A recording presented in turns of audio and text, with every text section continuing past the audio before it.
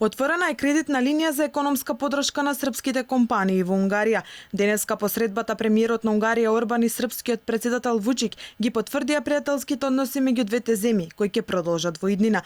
Унгарскиот премиер оцени дека комуникацијата со Србија била добра, иако не била практика во минатото.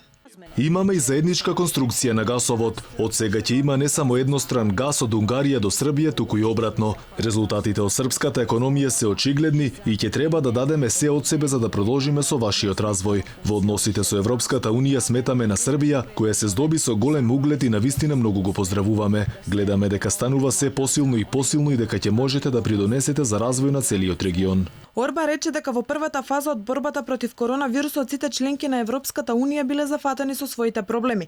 Немало координација, но додаде дека очекува втората фаза да биде многу поуспешна. Благодарам за исклучителните билатерални односи, а работата на сите во иднина ќе биде да ги зачуваме тие односи и да се грижиме за нив. Им честитам на Унгарија за успешната борба против коронавирусот, како и за економските резултати. Очекувам пријателски надпревар во борбата околу тоа кој ќе има најголем економски раст. Според Орбан, битката за рестартирање на економиите допрва почнува.